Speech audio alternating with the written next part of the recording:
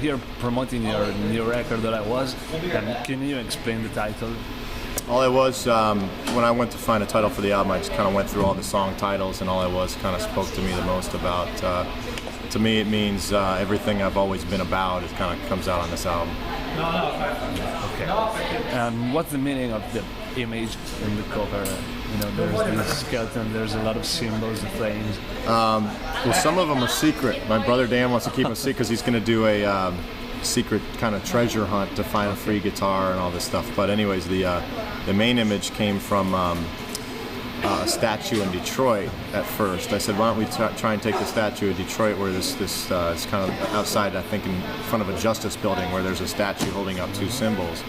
So we took that and made it a 2D image like this and turned it into a skeleton and tried to put it in some symbolism that meant something to my upbringing. Okay. Why did you decide to make a solo album? What was the urgency to do something like that? Well, I'm a songwriter, so I hate to see ideas go to waste, and I've got tons of them that will never see the light of day unless I have this outlet.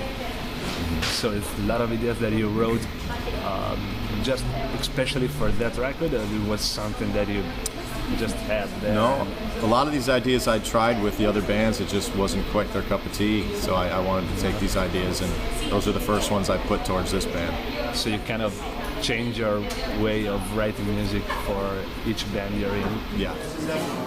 I have read an interview where you say that with your record, with All I Was, you're trying to come into your roots. So,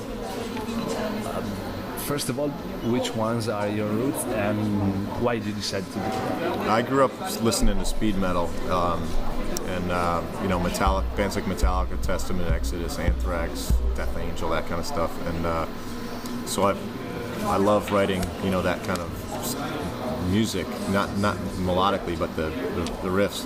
So I wanted to take those roots and my roots of growing up in the back of Mom's car listening to Rod Stewart and Jerry Rafferty and all this 70s soft rock and kind of mend those together, making vocal melody the highlight of the song, and then making the music as interesting as possible around those vocal melodies. Well, I know you've got your PRS signature guitar, you've got your phaser from T-Rex, you've got... When will we see Mark Tremonti signature amp? I don't know if that will ever happen because I'm not a one amp guy. I love amplifiers, and I love, every year a new amp comes out that I want to get. So I'd hate to come out with my amp that I loved and then all of a sudden I can't do it anymore because I like another one more. Okay, so how many amps have you got at home? Oh, I must have 20 amplifiers at home. Yeah. And so kind of mese boogie style, or you've got? Oh no, I've got Dumbles, I've got Cornford, I've got Bluto tones, I've got Fronsons, I got all kinds of variety. And are you into vintage stuff also? Or? If it's great, whatever's great, I don't really have any real old school amplifiers, but I'd love to get an old Vibra King or Vibralux or something like that, but I'd mainly stick to old, either old Marshalls or old Fenders if I'm going to go, or an old Vox if I'm going into an old amp.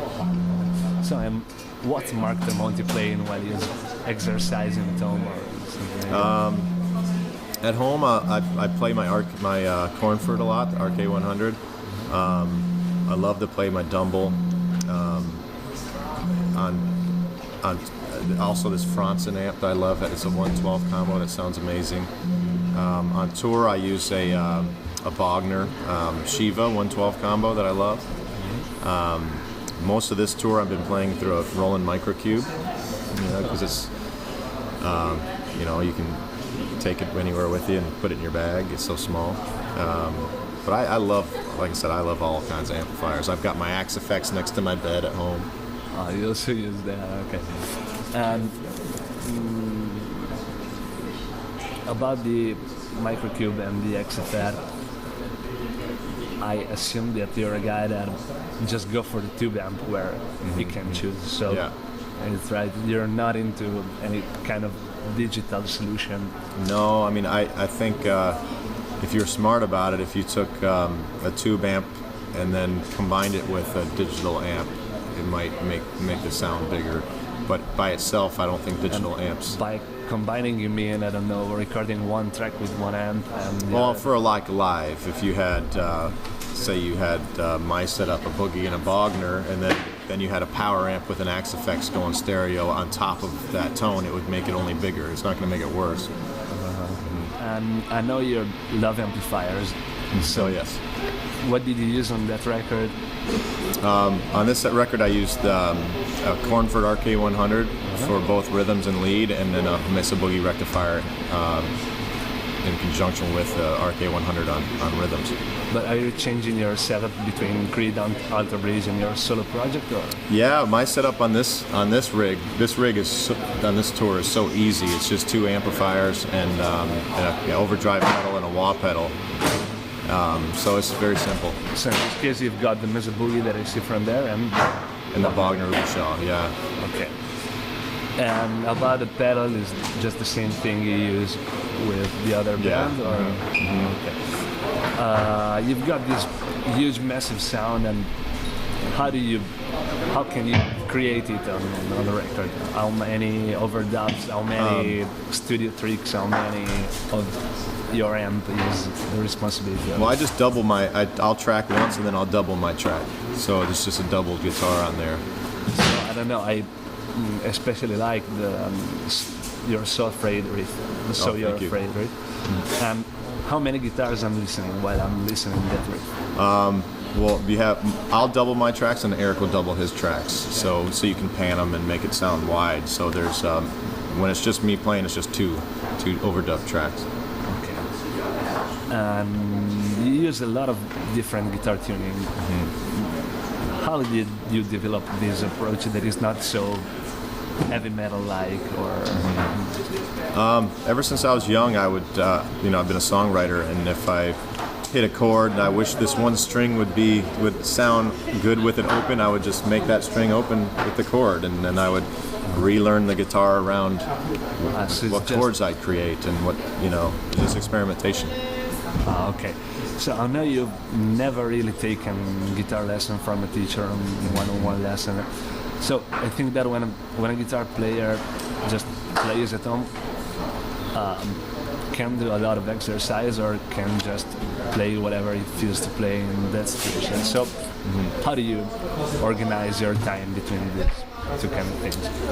Well, as a kid, I was very exercise-driven and very metronome-driven, and I would buy every instructional DVD I could find, or VHS tape back in the day, and tab books, and try and learn as much as I could by ear. But I think there's 2 types of guitar players. There's guys that practice like I practiced when I was a kid, and then there's people that just play guitar to have fun and don't really practice scales and don't practice technique. And I think those guitar players are the ones that turn out to be the better guitar players. Those are your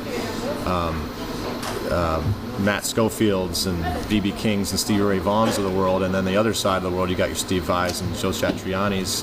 They're both awesome sounds. I want to try and do a little bit of both, and I'm sure all those guitar players do a bit of both, but I think those are the extremes, and I think I've been on the extreme side of the technique-driven player growing up, and now I'm trying to get more of the just feel and expression and that side of playing. So you're still studying? What's that? You're still studying guitar? Oh yes, always practicing. And what do you think about the new way of teaching, like, I don't know, Skype or YouTube or something that you can do on internet? I think Skype is great. I took my vocal lesson before this tour on Skype. Really? Yeah, I think it's a great tool. And have you ever thought about being the teacher? Yeah, I just don't have time at the moment, It's, I don't know how, it takes a lot of patience to be a teacher too, and I've got just so much going on right now. I just want to keep developing my own techniques. Okay. Well, I think you're an impressive guitar or rhythm guitar player. So how do you become so good? There is a lot of exercise. There's a particular exercise or an advice that you can give to? Well, as far as the rhythm stuff, I think the single most effective thing is just to do downstrokes by themselves. Just no alternate picking, just downstrokes. Because when you get those downstrokes down, your alternate picking gets twice as fast, you know. And I did my instructional DVD where I told people 3 or 4 times a week I'd go to failure 3 times a day of just playing downstrokes at I don't know how many beats per minute, wherever it feels a little bit uncomfortable, and build your strength and that way. And I think after just a few months, you'll notice your right hand is really speeding up. Are you planning about something with Alter Bridge or Creed, or you're just concentrating on yours, at least? Is there a new record in program for any one of the band? Or yeah, we this is our last show on this tour for this band, and then we come back in February, and we'll be coming back to Italy again in February. Right. In the interim, I'll be getting with Miles to write the next Alter Bridge record in December and through January before coming back over here. And then we'll finish the record after we go back out on tour with this band, and then go on tour with Alter Bridge next summer.